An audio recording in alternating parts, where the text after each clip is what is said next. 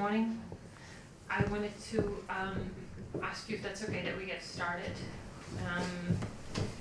I wanted to welcome you here to this session about gift economy. I have a very good panel here with 3 experts today that will hopefully explain to us this concept and the intricacies of it.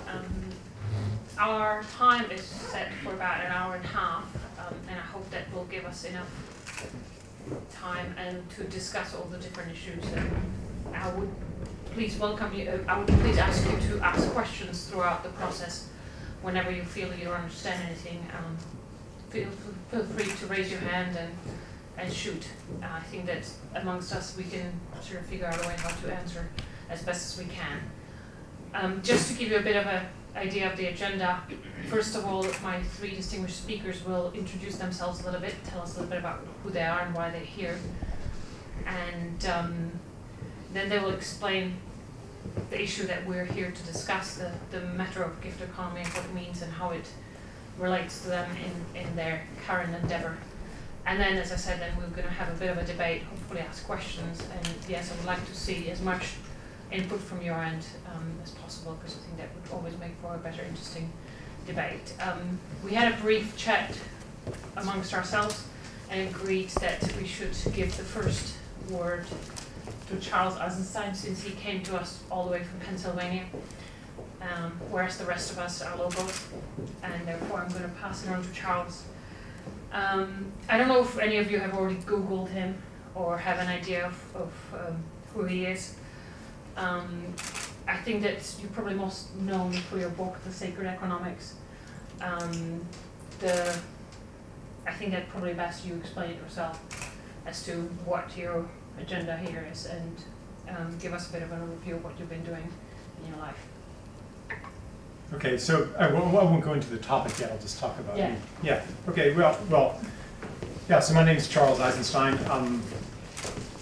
I write. I'm a writer and speaker, and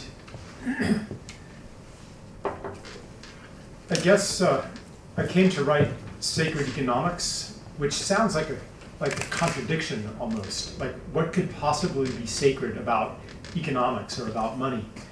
And I wrote that book because, like a lot of people, I wondered, what's wrong in the world? Why are we driving the machine of civilization over a cliff?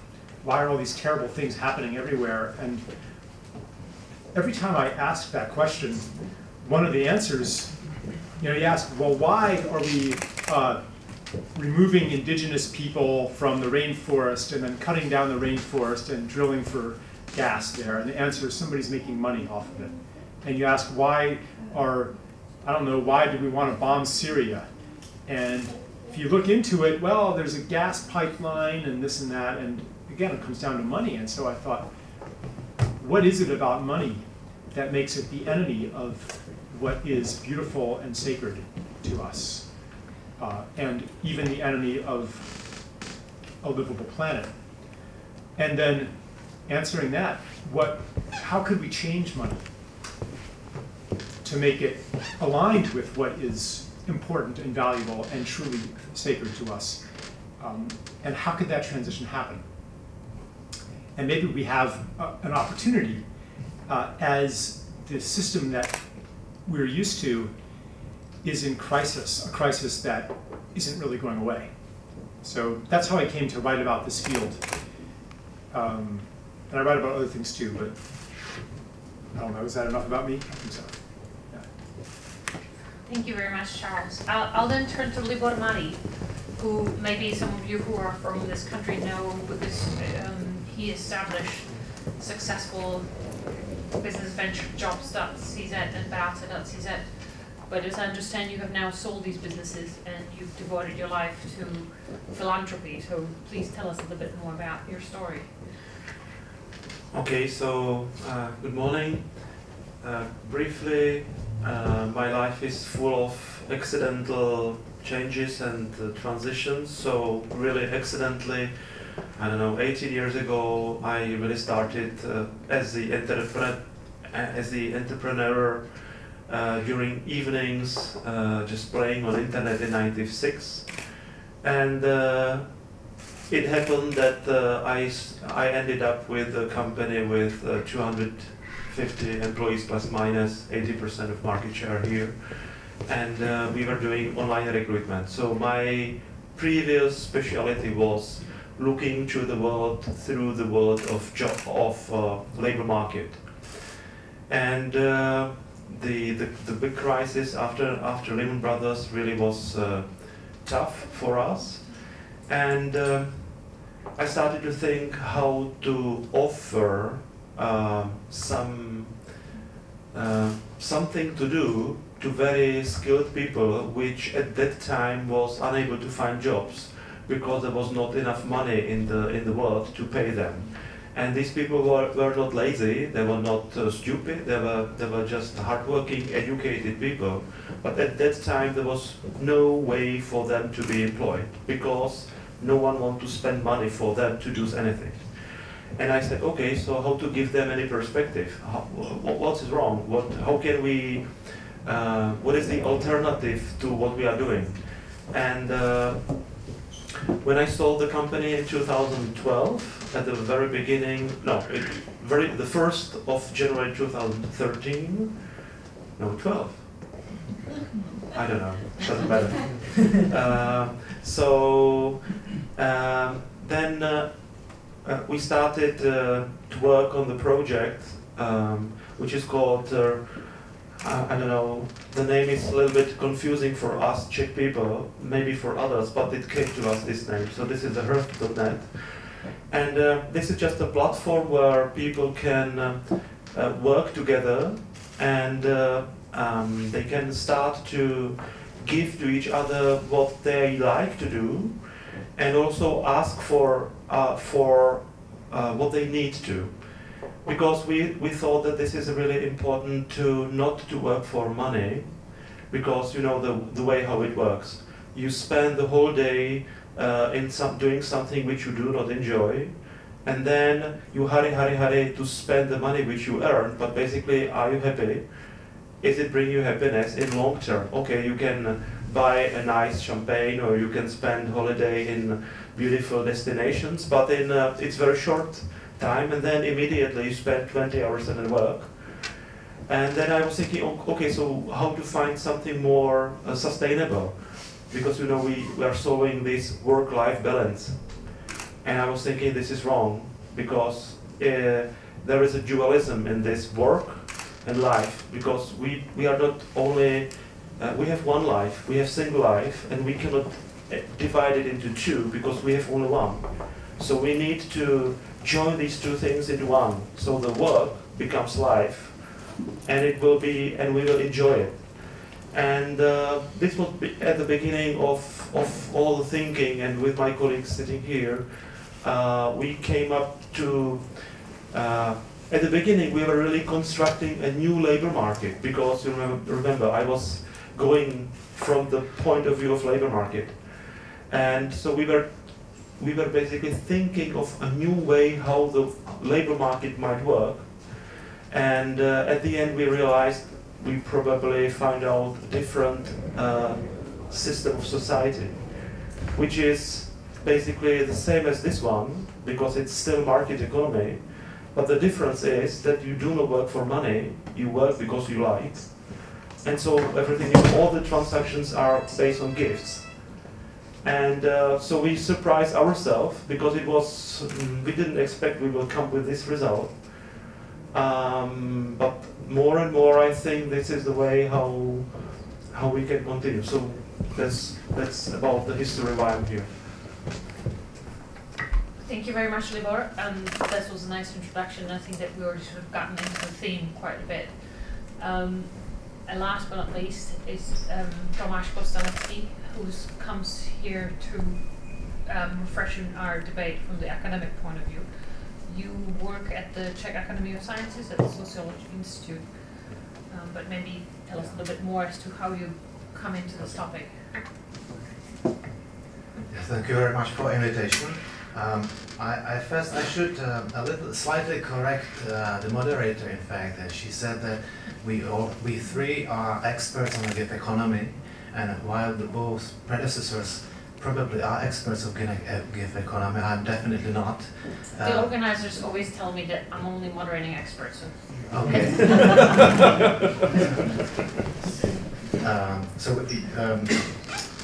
But anyway, I think I was invited because I'm a director of the Institute of Sociology, and it's kind of supposed that sociologists should study society. And because we are studying, me and my colleagues are studying society, that we should know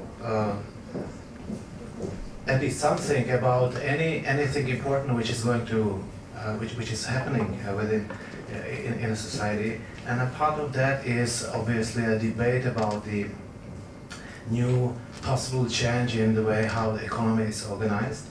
And I was trying to find out some examples of our research which is close to that topic, and fortunately I was able to find out. So I hope I might contribute by some like empirical results of my and other colleagues' research, which might be relevant to the topic.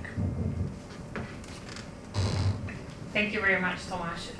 I'm pretty sure that you're going to be able to find yourself enough examples that you'll come off as an expert at the end of the debate anyways. Great. Well, thank you all three for the nice introduction. And now, as I've told you, we're going to go a little bit deeper into what is the subject of our discussion today, and that is the matter of the gift economy and what it means for today's world and today's society. And I would like to start with what it actually is. I think that for myself it's quite a new territory as well, so I would love to hear more about it from our panel. Again, I'm going to be nice and generous to our guests, so I'm going to let my American guests start. So please tell us, what is the gift economy and how it works, and is it some utopian vision, or does it have any practical implications for how we live? Yeah. So you first might ask, like, why isn't the current economy called a gift economy? You know, like you could say that I go to a restaurant and they give me food and I give them money, right? That's a gift exchange, right? But it's not, and we know it's not. But what distinguishes that from something that is a gift? And I think that for me, the distinguishing principle is that a gift doesn't, the main motivation, the main reason for giving a gift isn't that you're going to get something in return, which is different from selling something. When you sell something, the purpose is to make money, generally. It's not that, oh, I so much want to give you toothpaste, so I've gone into the toothpaste industry. And that's my heart's desire, to sell electricity. I just love electricity. No, that's usually the purpose is to make money. And economists say that our fundamental motivation isn't to give. Our fundamental motivation is to maximize rational self-interest, and that this self-interest can be measured in money. So what is a gift economy then? It's not barter either. Barter is the same as a money transaction. Classically, I'll give you this, but you have to give me that, or I won't give you this, and I want that, and you want this. That's barter. And economists have this myth that money began with barter and that primitive societies used barter. But it's a myth. Primitive societies they were gift societies. And what economists have done is they've kind of projected our current society and our current interactions onto the past. But that's not actually how it was. So the question then, well, there's a lot of really beautiful things about gift economies. For example, in a gift economy, if you have more than you need, then you don't hoard it, you don't keep it, but you pass it on to somebody who needs it. And that's not only because you're generous and you like the people around you, it's also because that's what wealth is. In a gift economy, wealth is how generous you are. It's how much you've shared. Because when you give to somebody, you create a bond with them. And they want to give to you too. And if you're in trouble, they want to take care of you too. So everything that we call wealth or status or security in a gift society comes from how much you give, not how much you control and how much you have. So wealth is a matter of being at a nexus, at a crossroads of giving and receiving. The question, though, if we agree that this is really beautiful, how do we translate this into a modern society with a global division of labor, a mass society? Because gift cultures were only 500 people. They were a tribe or a village. And that's one of the, maybe we'll talk about those things. I mean, one thing I work on is how could we make money itself take on some of the qualities of gift? And just looking at the audience, I'm not going to really go into any economics today. We look stupid. No. If it comes up in the questions, I will. It was just a joke. No, you know, I just don't want to act like an expert, actually. But I can go there. But there's two parts. So one is to make money more like, to take on some of the properties of gift, such as it doesn't want to be hoarded. You don't get benefit from hoarding it, which today you do. The more money you have, the higher return on investment you can have, and you can be wealthy by merely owning. Another property is that it flows in circles. Now, another part of my work, and maybe this is what we'll talk about more today, is to reclaim some of life from the money world. Because today, almost every aspect of life has become monetized. Even pretty intimate relationships, like taking care of children, it's something that we pay for. Food preparation. In my country, 2/3 of all meals are prepared outside the home. And that used to be something that was never very much a monetized transaction. Taking care of old people, singing songs together, all of these things we pay for our entertainment, we pay for almost everything. And many people want to reclaim some of life, and they want community again. But you can't have community unless you have gift relationships. Because if you don't, you look around you and you can say, I don't need you, because I'm paying for everything I need. And I was agreed to only go 5 to 7 minutes, so I think I'll just say one other thing. The transition toward a gift economy, and it can take many forms, right? It's not just about not using money. It's also, it involves things like social enterprise, social businesses, who say, yeah, we're going into business. It's because it's not just to make money. It's because there's something we want to achieve in society. There's some beautiful work that we want to do. And the money is just there to keep it going. So that's an example of gift economy. Open source software is an example of gift economy. Even like blogging on the internet, like you don't charge people for that. You're not doing that for the money. That's a kind of gift economy too. So the gift economy is actually coming back. And it's more than just an economic change, it's also a change in our way of seeing the world and our way of seeing ourselves. As a civilization, we need to begin seeing the earth through the lens of gift, and to be giving back to the planet and not just taking resources and dumping waste. But what we take from the planet has to go in a circle. What we give back to the planet has to be a real gift and not just waste that's unusable by any other species. So the ecological consciousness, you could say, is related to gift consciousness. And then also what Libor was talking about too, to see human beings through an alternative lens that is different from the economist's maximization of rational self-interest, to see human beings as bearers of the gift as well, to see our own purpose as to give to something that's meaningful to us, that's greater than ourselves. So, yeah, I'm finished for now. Thanks, Charles. I couldn't help myself, and I need to ask you a question straight away before I go to the other panelists. I think that we have a mixed audience, and I judge that a number of you are actually from the Czech Republic, and as you know, the little bit of history in our country is very much tied with communism, and I hear this concept from you, and I must say that there is some flashback there. In a sense. No. Well, okay, I am the dumb person here, you are the expert. I'm just sort of throwing a question out there in the sense that I believe that there probably isn't a link, but I remember, you know, when I was growing up and we were, you know, I was growing up in the 70s and we had this beautiful vision of this new system where everybody owned everything and we all shared everything, and we all know how that ended up. And some of that notion seems to resonate with what you were saying, and I believe you're going to now prove me wrong that there is no connection there, but how do you sort of, where do you see this distinction between the idea of what communism was supposed to be, in the sense that we were all supposed to share the extra stuff that we were going to make, and we're all supposed to own everything? Bad execution.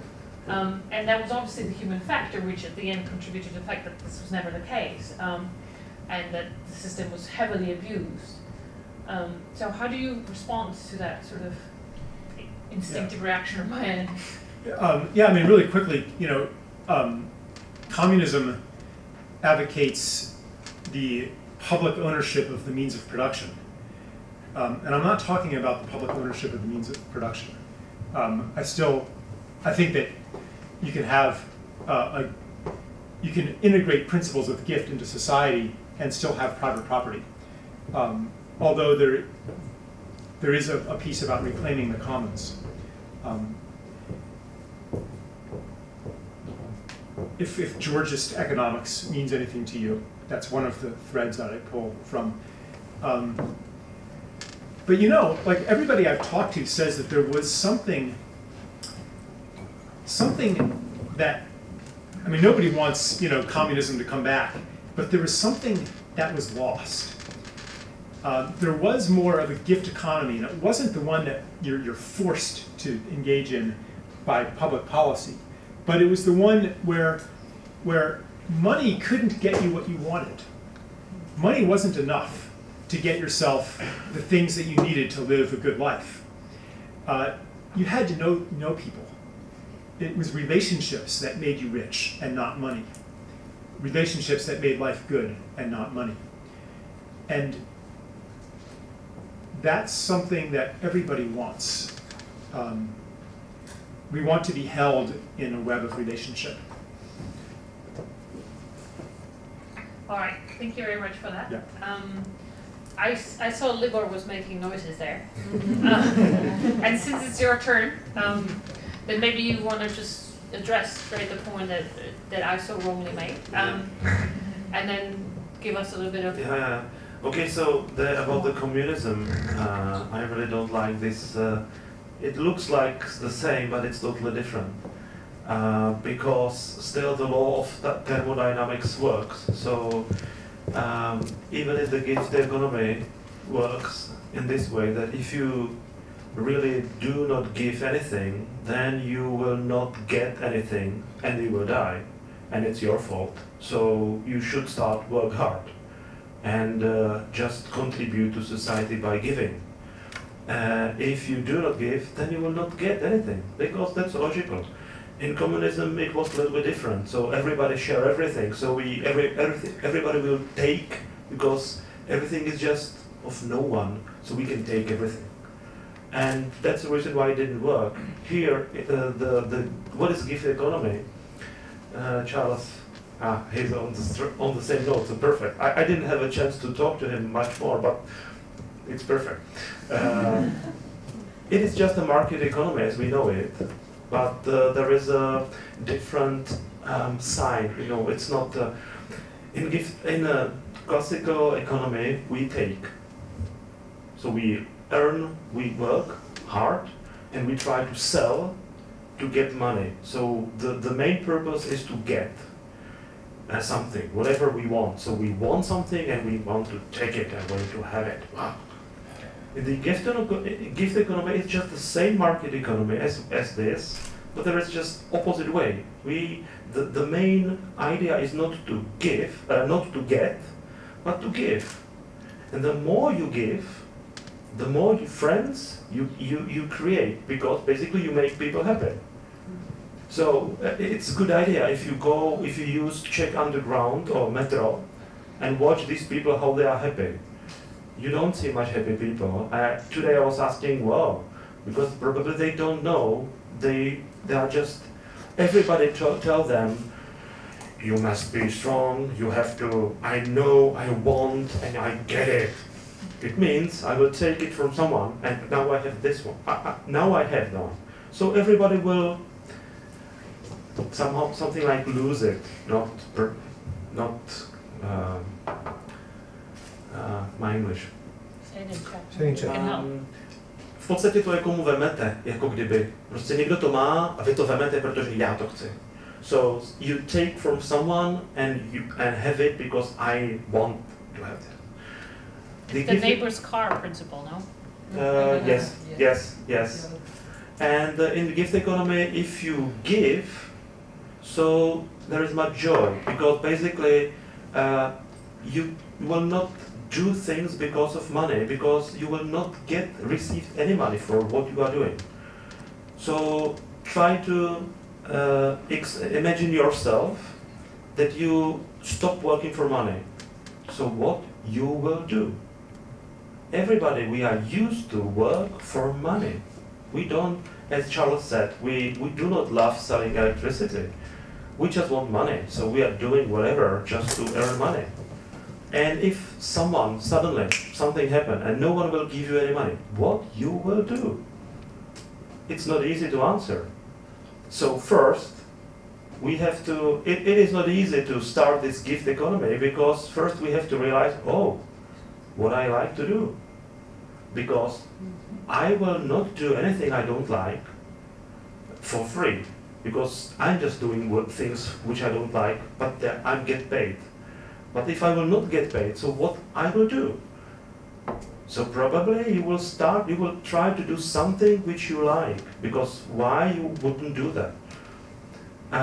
But it's not easy to find what you really like, first, and second, what someone appreciates, because this is a market economy.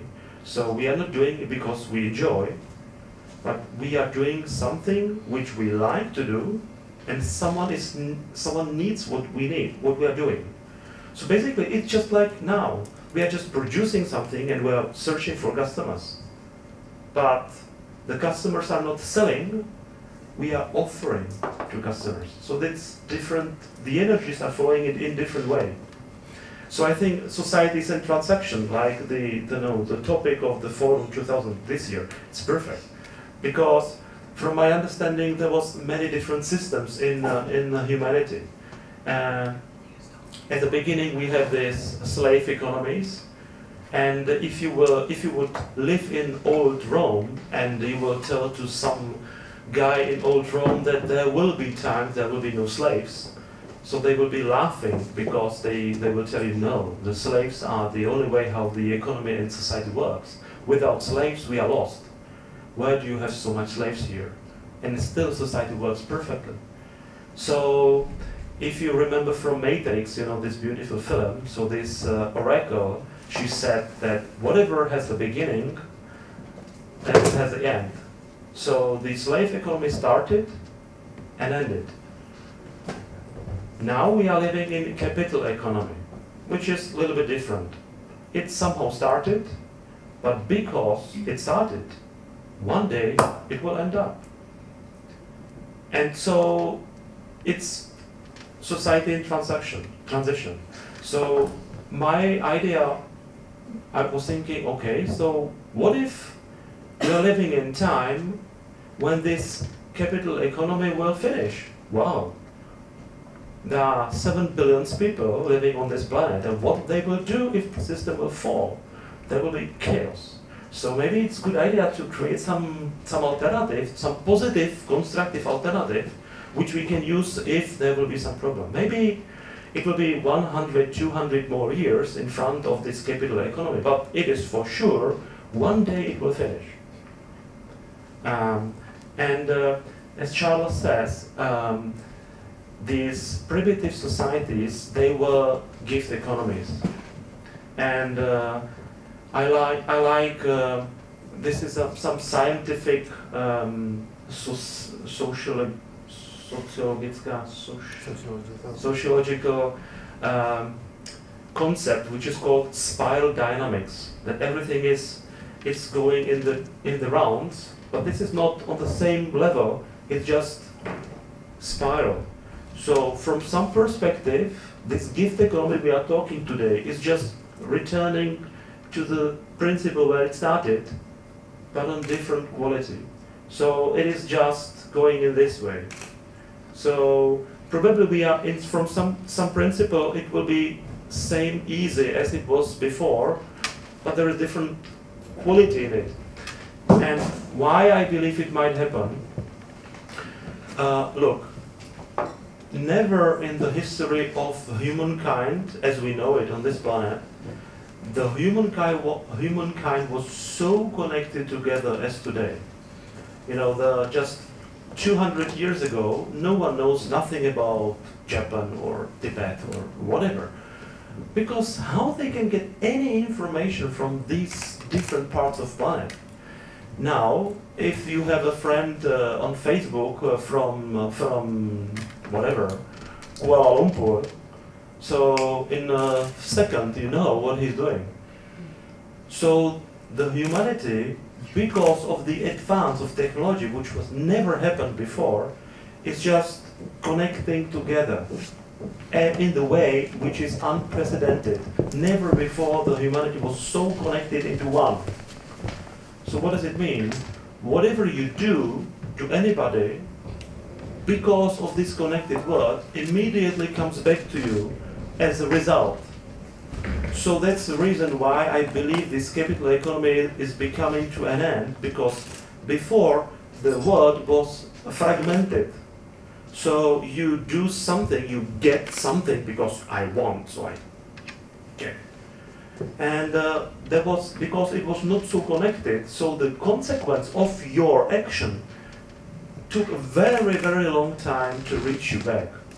But now, if you do something not pleasant, for instance, you stole something, so illegally take something, so the information or the consequence comes very quickly. And so that's a problem of all the economists, because they are solving how to solve the global financial system. Because immediately, if you take from somewhere, or if you do something here, immediately you have a consequence here. So whatever they do, immediately there are consequences. So they have a problem to balance the economy. Because if they do something here, immediately they have some consequence here. If they do something here, so because of this connectedness,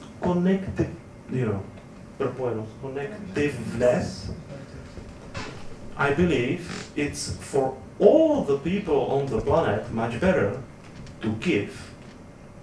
Because if everybody will start to give, then everybody will be much richer. Because if we took, so we take, everybody are slaves of everybody now. Because I think, okay, I'm smart, I take something from you.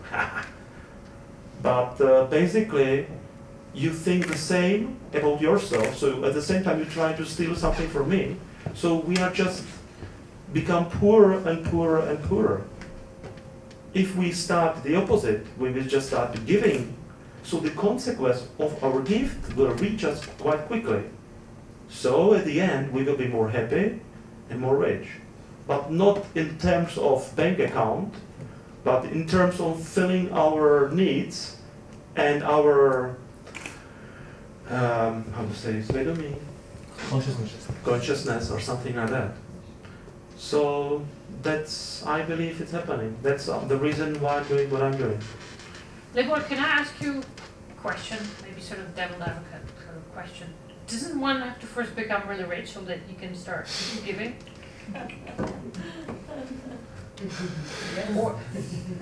Yeah, it's easy for me to give because I can afford to. Yes, that's remind me the difficulties we are facing today because we are in the transition.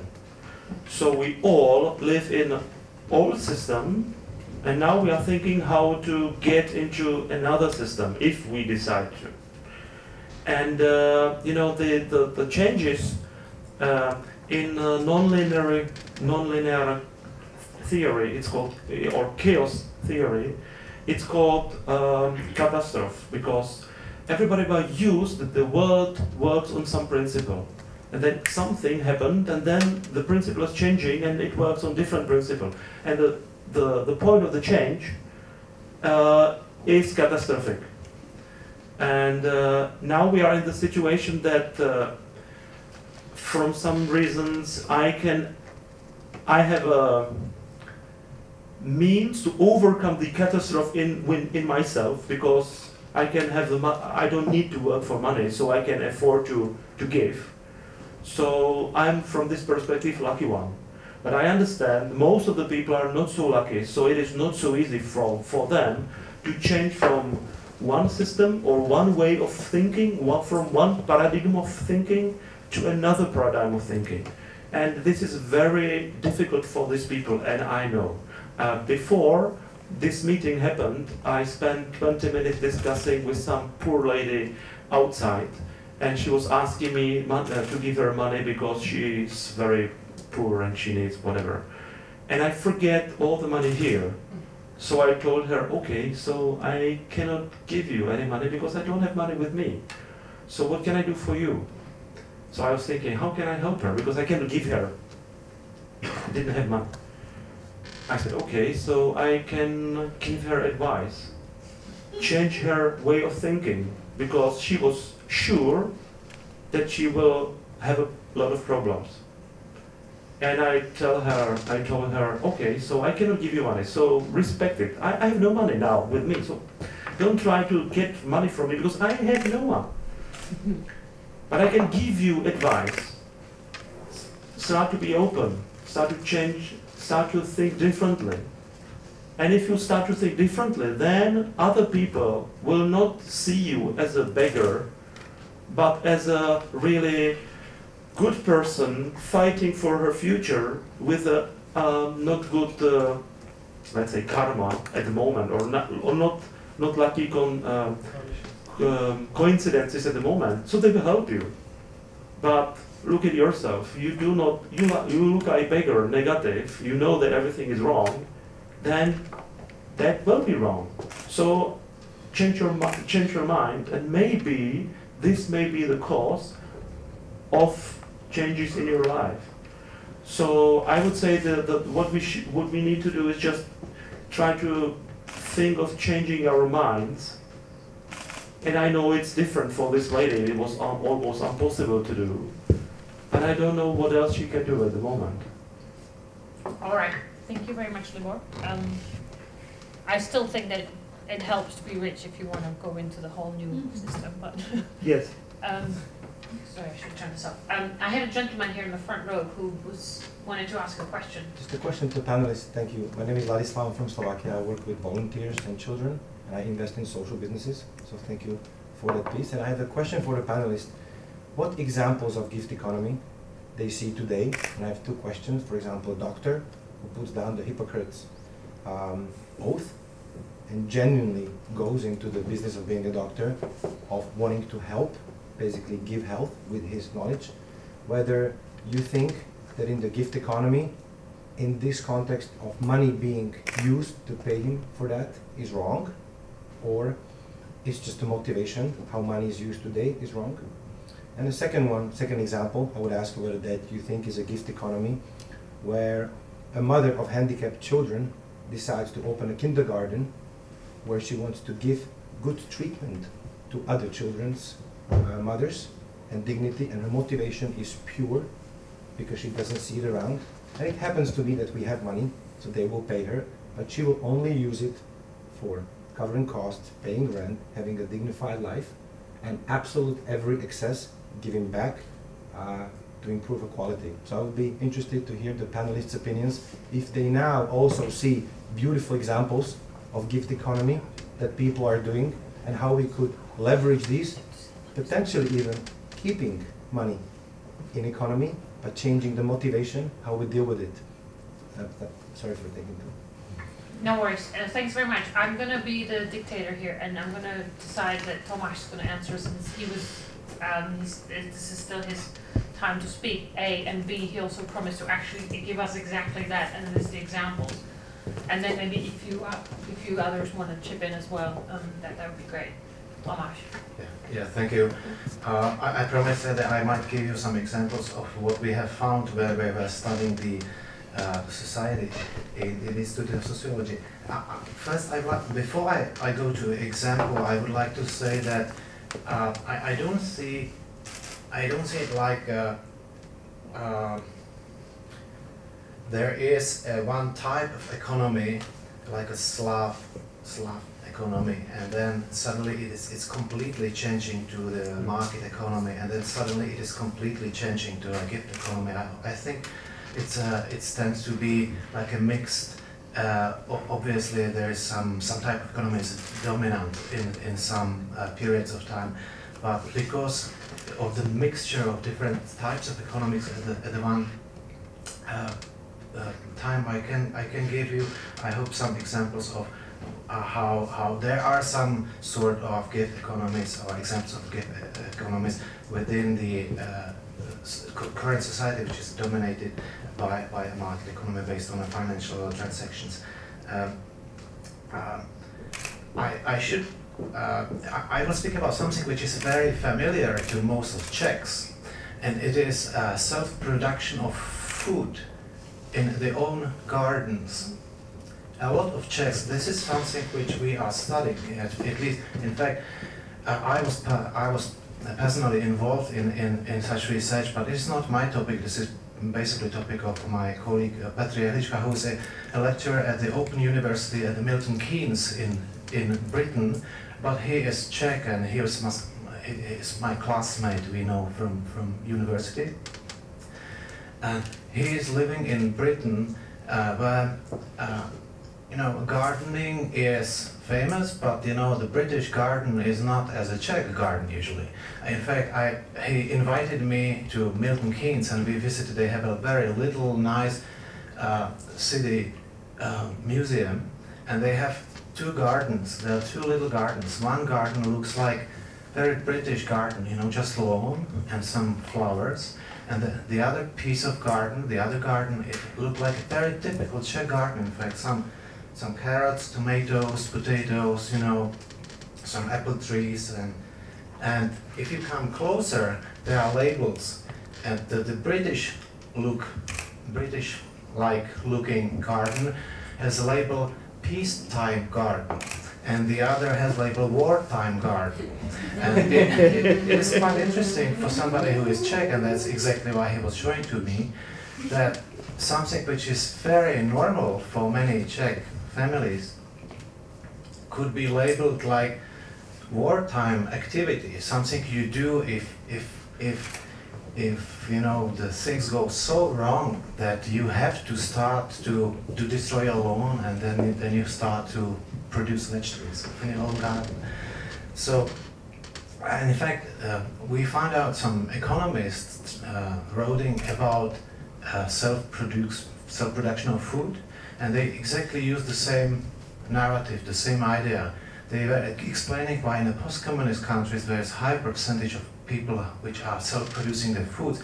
They were trying to explain why these people are doing that, and the idea was, behind the article, was they are doing that because they're either poor, so they have to live, they have to eat, so they produce themselves, or, and the data didn't fit to that too much. So they came up with the alternative explanation that people in the post-communist countries are no longer starving, but they're still producing food themselves on their gardens because they have memories from communism, and they are not they're not very much sure about how reliable are supply chains in supermarkets. Like 25 years after breakdown of communism, people are gardening because they're not sure whether Tesco will have, you know, enough food for them. So we were trying to find out more about this very specific, in fact, quite specific post-communist phenomenon. In a case example of Czech Republic, it's just a few numbers and that's it. We found out that about over 40% of households in Czech Republic, in fact, produce some food for themselves, and it is not declining. It is always the same. It is the same now as it used to be 10 years ago. What is very interesting that this is very socially unexclusive. You know, not only poor people, but rich people, middle class people. Everybody is doing that basically, and it is both on the countryside and villages. 25% of Prague households produce their own food, at least some food. You know, some food. Sure, not all of them. Nobody is self-producing all of food in the Czech Republic. We didn't find anybody like that. But we were also interested what people are doing, you know, with the production. And this is something interesting for this panel, in fact, because we find out that about 60% people produce more than they're able to eat. What they are doing with the rest, they're giving that. And we were trying to find out, you know, whether they are selling or whether they are creating like a deals with the like a barter business, you know, with the neighbors. I do have a lot of apple trees and you do have a lot of cherry trees, so let's make a deal, we will exchange cherries for apples. No, they do not do that. Obviously, people are giving that, and if you try to find out what we did, maybe 50 in-depth interviews with people who are gardening. It's not so difficult in Czech Republic to find people who do it. From all different sorts of, you know, from unemployed, uneducated people in the little village in the middle of nowhere to university educated people in Prague, living in Prague, who have garden at the summer house. And most people say that the most important motivation for giving food, the overproduction of food, was that it would be a waste not to give it to somebody, because, you know, once it is produced, it's better to give somebody than to just not to use that. So this was one of the examples, and we could probably find more examples maybe later in discussion. Thank you very much. I just remember my mother is visiting, and she does too also have a garden. I think that every time I discuss that with her, because I understand why she spends so much time there, she actually likes it. It's not so much that she wants to produce things. She actually likes doing the garden more. The two most important motives for gardening or self-producing food is they are very important and of equal importance. The people would like to have food of good quality. They think that what they self-produce is better than what they can buy in Tesco. And the other reason is this hobby. That's why even the people who are rich doing that. Yeah, for sure, yeah. Yeah, that's really interesting research. I'm fascinated by that. I want to explain why economists are so puzzled by gardens. Because it's very puzzling to an economist because it's inefficient. You could spend the same amount, you could spend maybe, 10 hours a week in your garden producing food. But if you worked at a job, you could buy that amount of food with much less than 10 hours of work. So the economist says this is inefficient. It's to your disadvantage to do this. And the economist will invoke the concept of the disutility of work, which says people don't actually enjoy doing any kind of work. What the economist can't see is everything that you cannot measure. So the quality of the food, I mean, you're not producing more calories per unit of labor. You're producing less calories per unit of labor. You're not producing more vitamins per, maybe it has some more vitamins, but anything you can measure, you could work at a job and buy way more food than that. But there's something that you can't measure that you get from gardening and from giving food. And it's that thing that you can't measure that is really missing from our modern lives, and that a lot of people want to get back. Yeah, so that is an example of gift economy as well.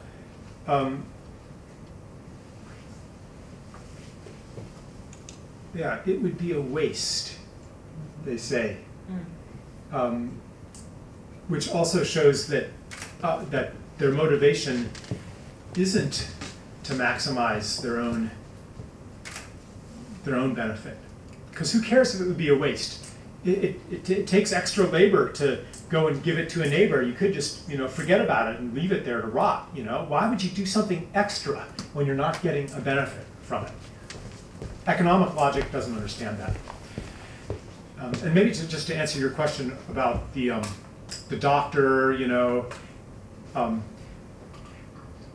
so this doctor maybe could make much more money working at a for-profit hospital, but instead she's working with poor people, and or maybe she's going to Africa and doing work like this and making much less money.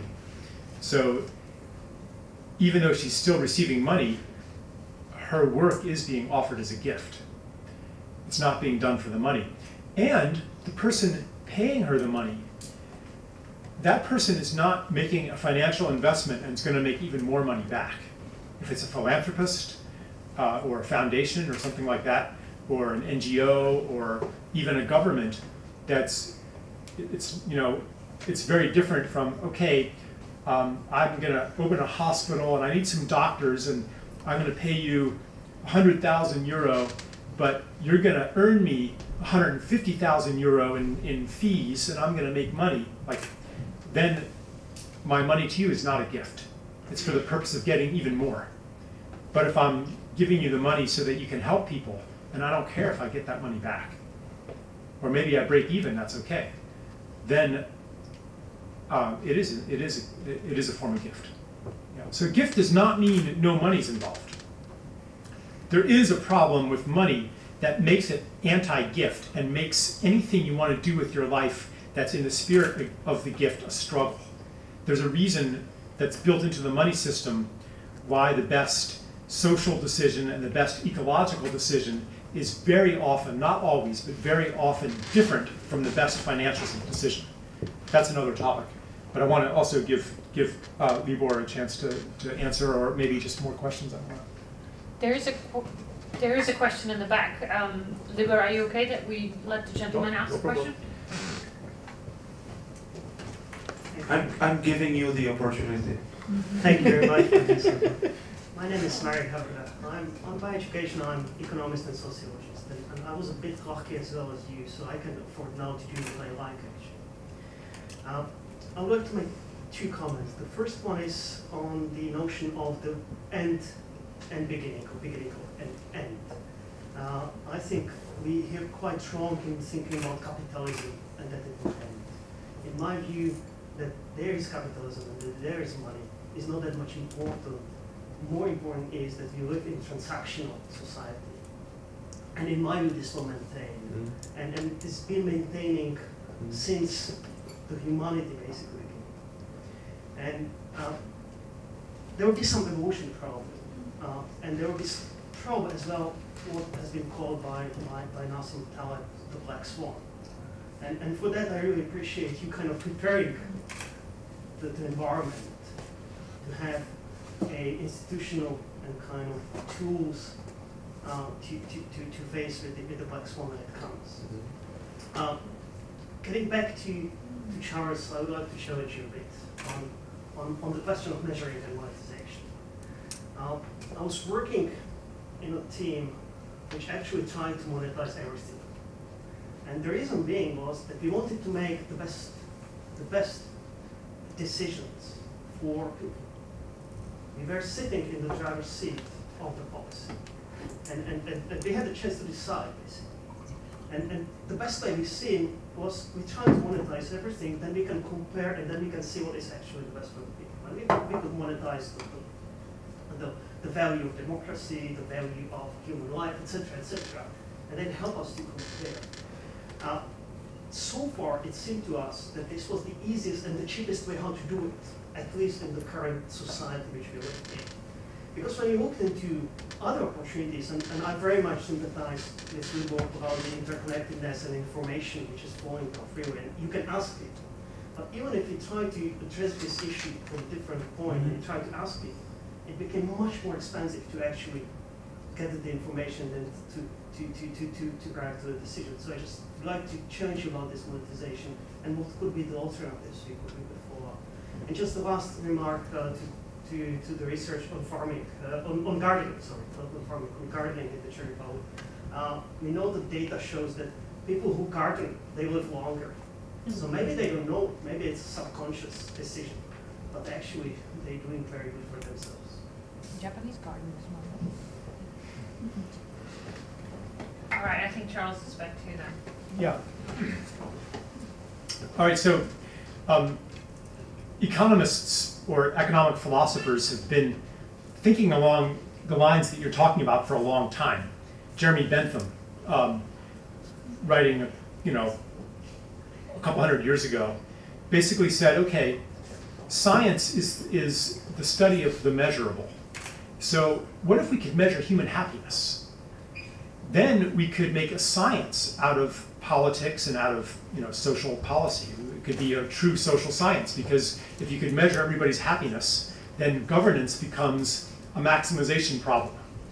And how can we measure it? Well, the best way is money, because money is an expression of your desire, your preference. You don't buy something unless you want it more than the money that you have and more than the other things that you could buy for that money. So economists said, yes, we found the measure of human happiness. It's called money. But there's a problem, because some things are not subject to this measure yet. So what we have to do is extend this to include all of human life. And when we've finally done that, we have a complete data set. Then we can apply scientific methods in order to create the greatest good for the greatest number. There's some problems with this. One of the problems is that there always seems to be, no matter how far you extend the realm of measurement, there's always something left out. And what gets left out? What gets left out is usually the things that are not important to the people who dominate society, but maybe are important from within other cultural systems, other ways of knowing, and so forth. Like, for example, in North America, from the mainstream dominant perspective, a forest on a sacred mountain, a mountain that's sacred to Native Americans, is no more or no less valuable than a forest somewhere else, because they both produce the same amount of lumber or whatever. So the assignment of value doesn't take into account this other worldview, which is of an oppressed minority. And whenever you assign a number to things, there's a hidden bias that comes into it. And this bias, when you're talking about money, the bias reflects power relationships that exist within a society. Now, there are other problems too, having to do with the imperfect operation of markets and conditions of market failure and things like that. I do think, though, that there is some value in monetizing things that we don't monetize today. For example, clean air, clean water, ecosystem services, it's called. It should be very expensive to pollute. Today you can make pollution, but future generations pay the costs of that pollution, not us. So if you make a product that makes a lot of pollution, it's cheap because you're not paying the costs. Future generations are paying the costs. For me, part of gift economy is to incorporate that into the product and make resource extraction and pollution very expensive, and anything that harms other people or even other species. And again, we get into a problem of values. Who decides what gets monetized and what doesn't? Usually it's the people who are in power already. But theoretically, I think that this is a very important development in order to align money with what is truly sacred to us. I think I'll leave it at that for now. Thanks, Charles. Listening to you guys all, I keep thinking, has a lot of this thought process, a lot of this ideas about moving towards the gift economy have something to do with what's been happening in the world the last 5 years. We're reading a lot now about, we've got 5 years from the crash of Lehman Brothers, and this sort of exposed the market economy with all this greed and all this sort of horrible byproducts of it. Has that been a trigger for why people are thinking the way you two seem to be thinking? Yes. You want to add, Libor? I already said that it was a trigger. Things are usually not happening out of blue sky, so they have some reasons why they appeared. So yes, well, basically there were two reasons why it started, but the problem on the markets was one of them. I just want to come back to the example of the gift economy, if we know some examples. And I would say most of us, I don't want to say everybody, but I would say most of us has gone through the period of gift economy, and we didn't make a label of that as a gift economy. And it's called a family and childhood, because this is basically the model of gift economy, but we do not realize this is the gift economy. I don't know if your mother were giving you breakfast at the age of 5 and tell you, give me $5 back. No. So we all know how it looks like, and basically it was not so bad. Okay, there might be people who were not so lucky to go through the family, so they were raised in some different environment, but this is just a tiny percentage of people. So we all know what is gift economy. This is basically family. So if we will be lucky to succeed to enlarge the model, how it works with the mother and children and the families into larger scales, I think it won't be so bad. And also maybe with the measurement, measurement. Okay, so I was running for this part of the world quite a big company. We have to measure everything because it was quite complex. The problem doesn't look like, but it's quite complex. So we were doing these key performance indicators, and we were measuring because it's important. Basically, at the end, I have to pay salaries to my employees, so I have to earn a lot of money, and not only paying salaries, but also investing into technology, because it's fast-moving business.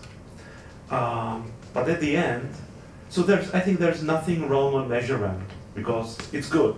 I think it's good to understand the environment where we are operating in, and this is through observing. And the measurement is just the way how we calculate our observation, and we set up some criteria that we share, everybody who is observing, that we share the way how we understand the observation. So there is nothing wrong on measurement. I think it's okay. I would say what is wrong is if the measurement itself becomes the only source of making decisions. Because sometimes,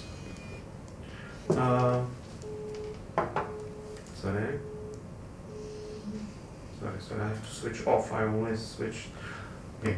Sometimes the measurement didn't get me information which I would needed to make a real decision.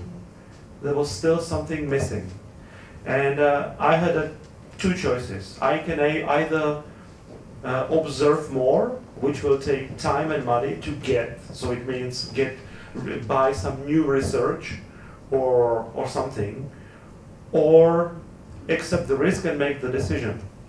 Because this is a quick, fast-moving business, not, the internet, everything is going very quickly. So you don't have a luxury of time. So just to buy another long market research, you have to make quick decisions.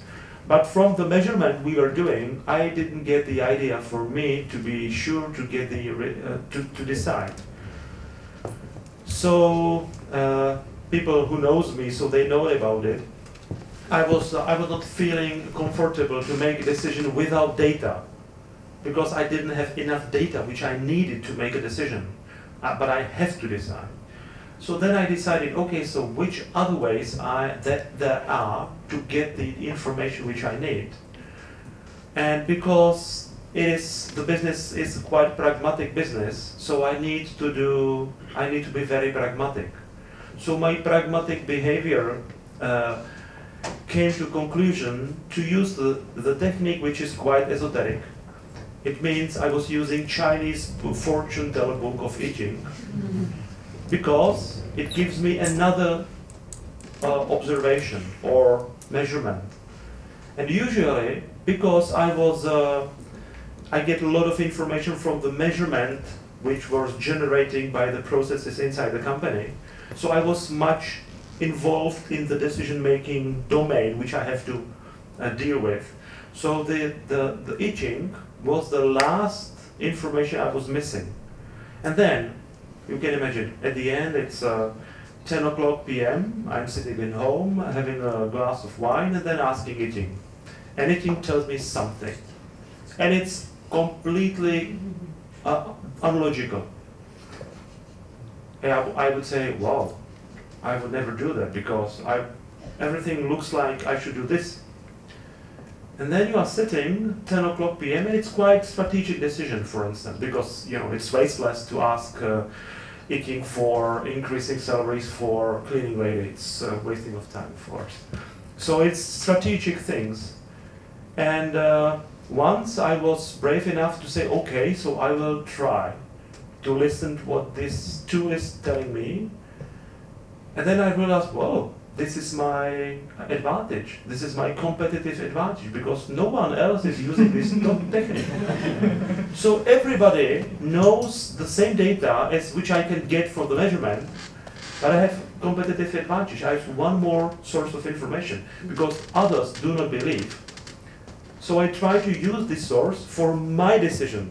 It doesn't mean I was doing what itching was doing, was telling me. I just use it as another source of information. Then I decided by myself how I feel, because I have all the information, or rational information I have. I was missing the feeling to do the good decision. Then it can help me to feel good. And that's the reason why you said that I can afford to give now. So I have nothing against measurement, but it's important to make a decision from your heart, not from your brain. It's not enough. It's my experience. I was hoping that Tomáš would jump in, give us some more scientific alternative, perhaps. In fact, I'm not going to comment the last part of the speech. I just want to follow what has been said at the beginning. The very nice example about the sandwich by mother, which is not for $5, but it's a given for free. And we were doing, in fact, it is another example. I think it was very important to know that the crucial part of gift economy is family, in fact, and it's always been. I think it's a little bit problem of a mainstream economy, that mainstream economy looks at the people as individuals, while they are not, in fact, always behaving like individuals. It is a difficult question, you know. I don't to go into details because you could also try to use economic analysis for behavior of people within the families, you know, and there are definitely some results which are interesting and which can explain, you know, why some people are divorcing more often than the others. But generally, it is not so easy, I think. And another good example, there are much more transactions or money, valuable property transfers within the family, which is very far from the basic idea of exchange or monetary exchange. Most of Czech old pensioners are relatively poor in terms of income, but they are quite often quite rich in terms of how much assets they have. They have house, they have flats, they usually owners. They didn't pay any mortgage, but they are not using that for themselves. They tend to be poor to the very end, and then it is sort of after they die, this is sort of a gift for the next generation. And it is considered, like, especially by younger generation, as something very normal. But sometimes I'm a middle-aged, so in the debate of who is burden and who is paying for whom, you know, there's a lot of discussions that young people have to pay a lot of social contribution in order to, you know, feed the pensioners who are old and who are not productive and so on. And I'm sometimes being a middle-aged, I could be, I think, relatively like impartial in the debate so far. And I keep telling young people, you know, don't push that argument too much. Otherwise, the old might realize they have enough money accumulated in the houses, and they stop giving you the houses. And they use reverse mortgages, and they sell it, and they buy it something cheaper, and they spend the rest. So this is another example how really a gift economy is still lacking within the market operation and financial classical economy.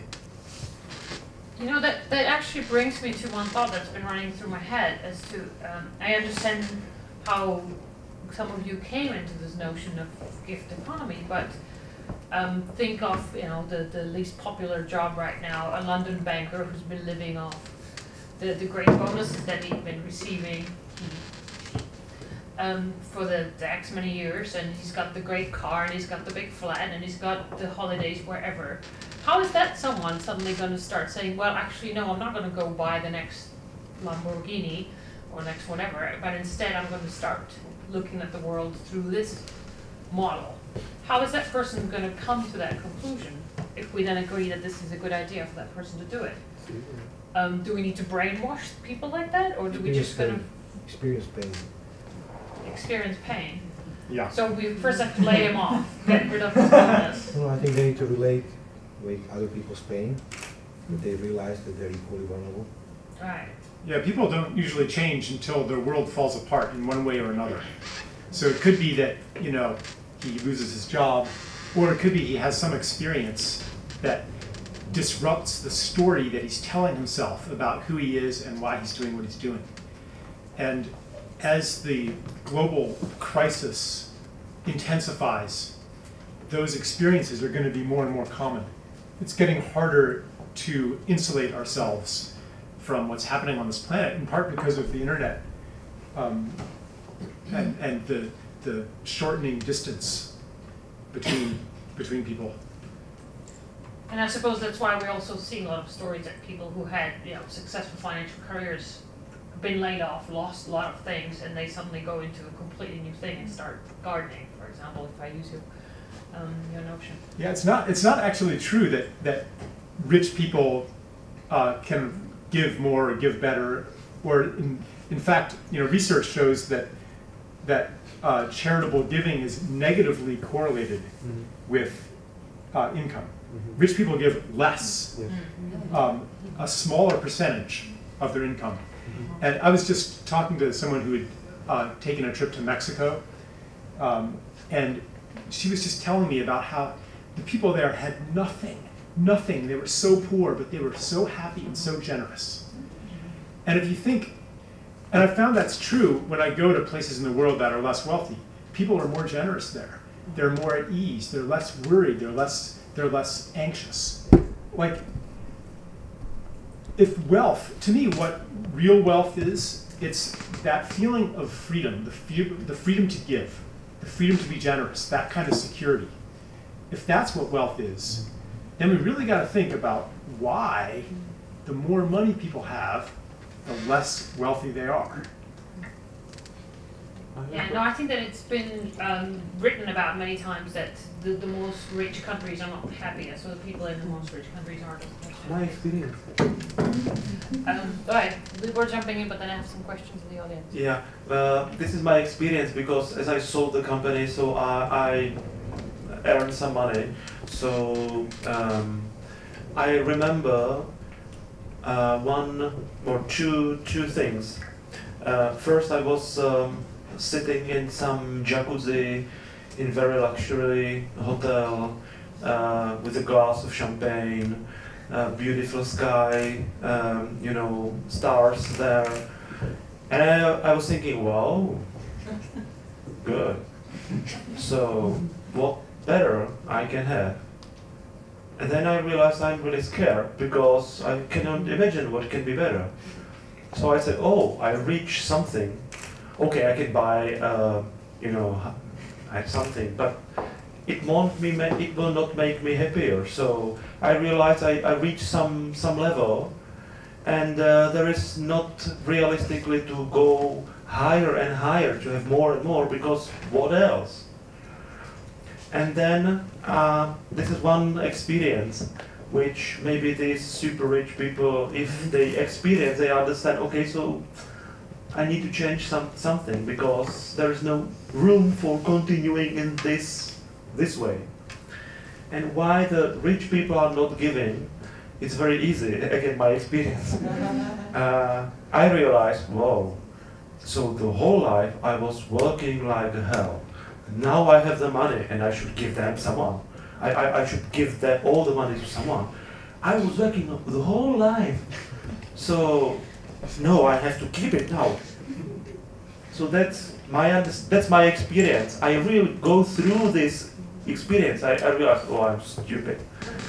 But maybe others do not realize this thought, so they keep it because they work so hard to get it. So they are just fearing that why the whole life they were working just to have this sort of money. So now I have it. So why to give? No. Maybe that's the explanation. I have a good example actually. I just remember reading about some of the adventures of the rich people. That some of the Russian oligarchs that are competing as to who's going to get the biggest yacht are getting second yachts because they need a second boat where they put the kids and the wages on. So in case you sort of had to change of heart again and we're trying to figure out what to do with your money, there's always the second and the third yacht. You got to do quickly because there are people in the audience and I don't want them to forget about what question they wanted to ask. I would give advice, if you do have too much money, you cannot imagine to have more, than just enter politics. Or maybe stay away from it. Okay, I have several questions. I don't know who was first. Melissa. Melissa, I don't know who Melissa is, but Melissa. White lady. Sorry, I'm Melissa. So the question I have, kind of bringing back to my notion of gift economy, is not really the notion as to whether you have to be wealthy in order to participate in a real way, but it's really that everybody has an opportunity to give and that you gain happiness and pleasure from that act of giving.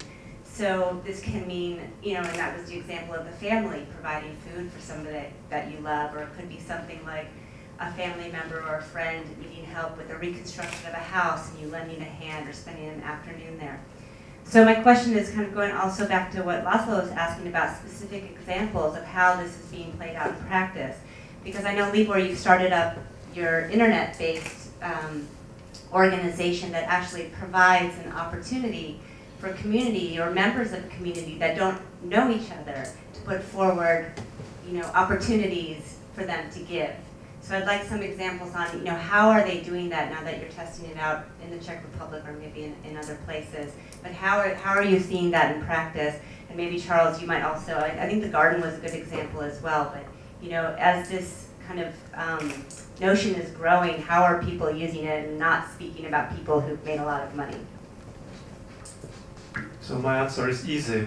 We launched quite a new version with a few weeks or 3 days ago, and I spent a few months, last month, just preparing the teaching of His Holiness for yesterday. So maybe the answer, what is the actual content of the gifts in the platform? I can tell you I don't know because I didn't have a time to look. So maybe someone from my one of my colleagues can answer this question, because I have to say I don't know. I didn't have a time to.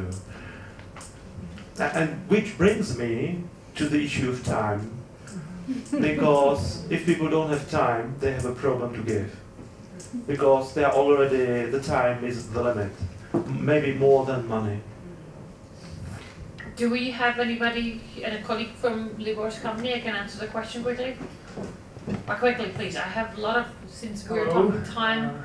Right now we have about 1,300 participants in our platform, and there is a wide variety of offers, starting from goods.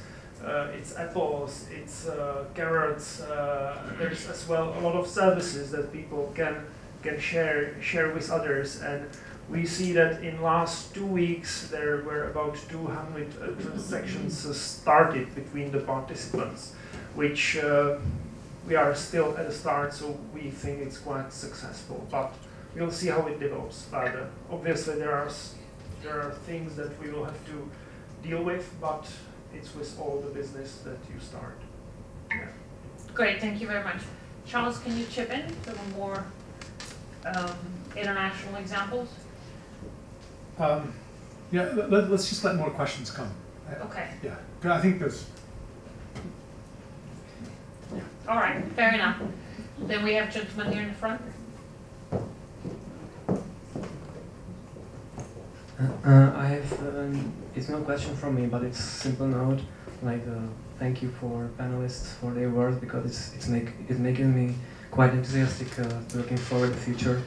It seems like my dream will come true, and I'm sure that it will. I hope that this kind of gift economics will always lead to happy solution. That is the reason why I feel good in it, and in a sensible way and in a sensible time, it will always be good. But in another system, there is no guarantee for natural happiness, so you have to fear in those systems. Yes, this is my note and my thanks. Thank you very much. Now we've got one lady of. Sorry, Kristen, you were too far away from the microphone. But we still have time. Hello, I just wanted to thank you. Really enjoyed this discussion. It's very interesting. So I have kind of a remark. The first one is about the rich people and their participations in the gift economy.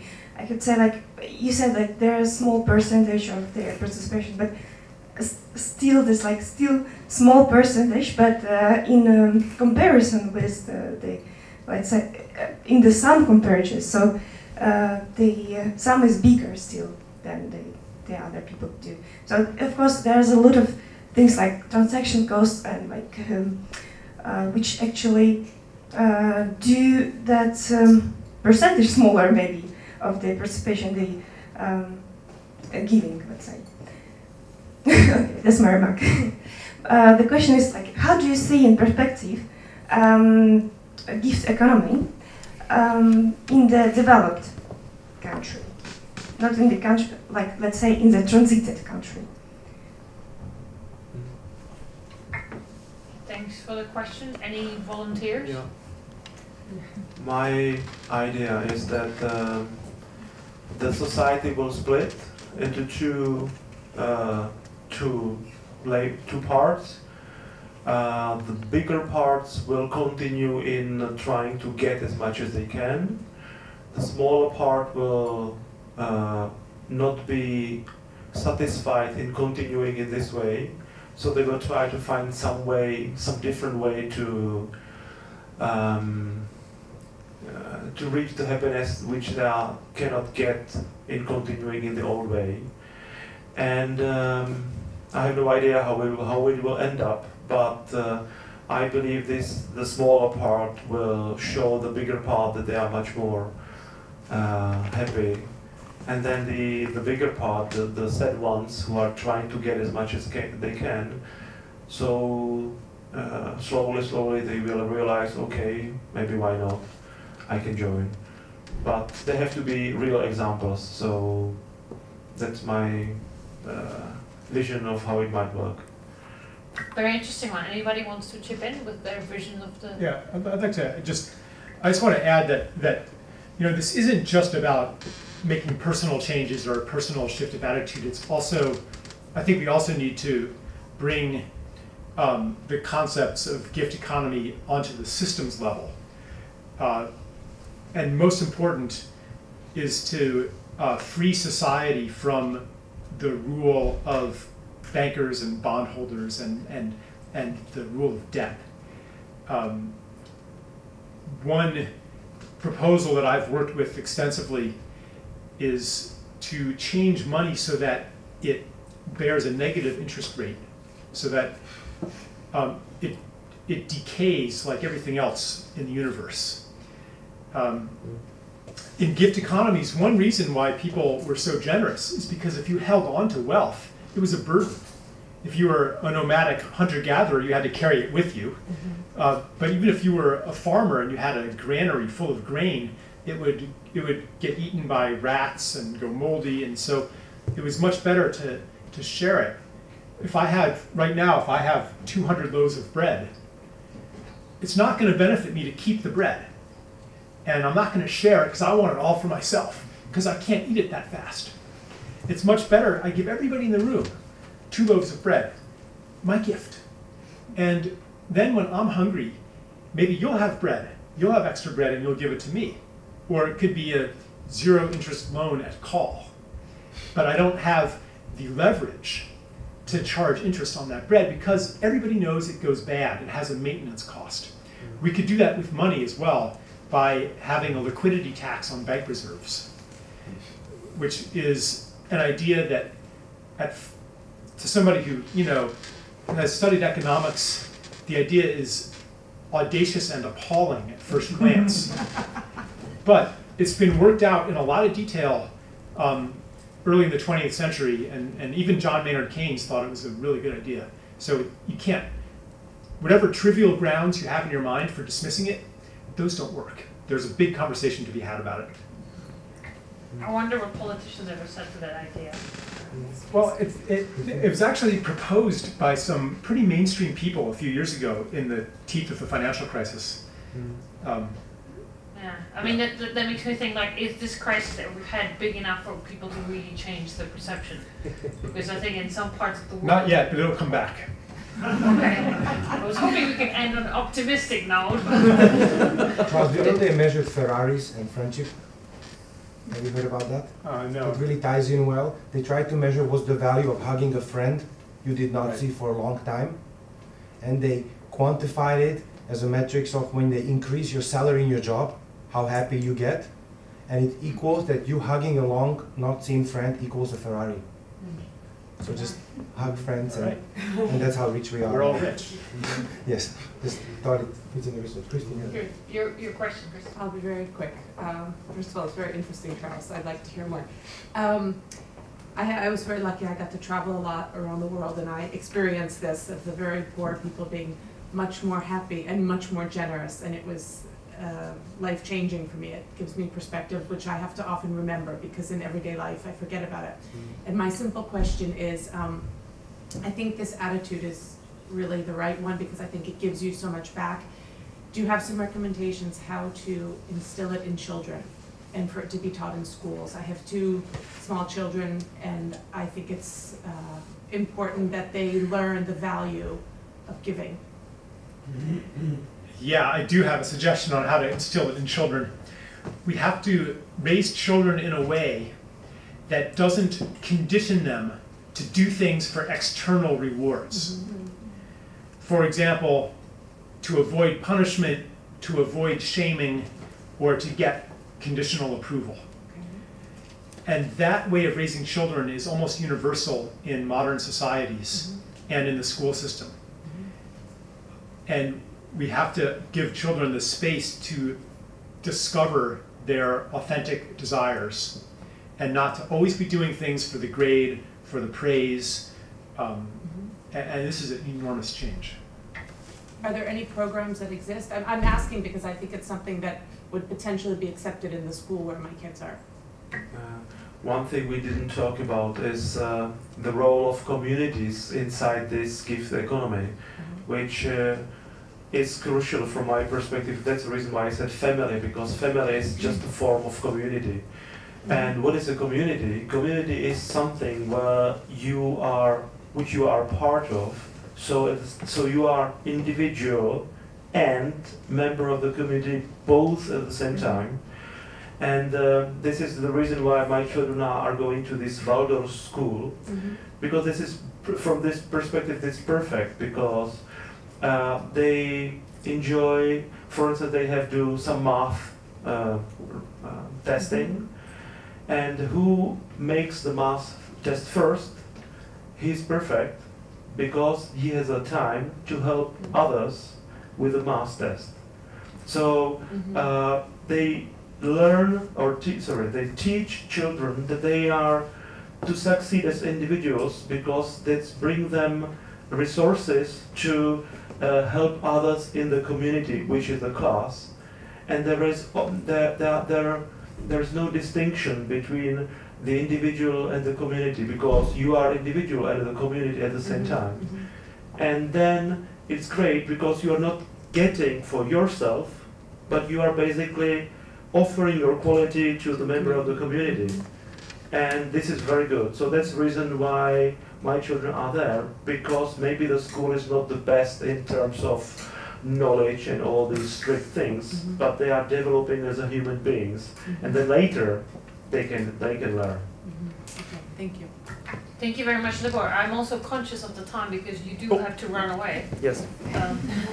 Which I didn't mean to kick you out or anything. No, but I have to.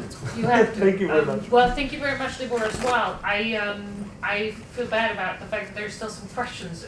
If you can make it a really quick one while Libor is doing his packing. Well, I just wanted to make a small remark following this discussion. I think giving is something which is inherent in us, the pleasure of giving. We don't have to teach it to the children, they have it. And if you look into any traditional society, into anthropological studies, gift is the basis of communication within such a society. And I remember my daughter when she was small and she wanted to make friends with somebody. She would try to find something to give it to the other child. This is something we have inside. We only have to cultivate it. Yeah, but it gets ruined in modern society with kids having so much these days. Excuse me, I really have to go. I was thinking it is started half an hour earlier, and it was moved half an hour, so I really have to move now. So please accept that I'm just leaving in a hurry, but I have to. Sorry. Thank you very much. No, thank you very much, Libor. And thank everyone. I do think that our time is up, and we're all very busy people and have very busy schedules, so unless there's any sort of more pressing and important issue that anybody really wants to ask quickly now, I would like to thank you all for coming here, listening to this debate. I think that it leaves me with still many more questions and ideas, but it certainly gives me a whole new sense of where to look for things. So yeah, thank you very much, Charles. Thank you, Tomasz. Libor's already gone. Thank you, audience. You've been great. And I hope you enjoyed the rest of the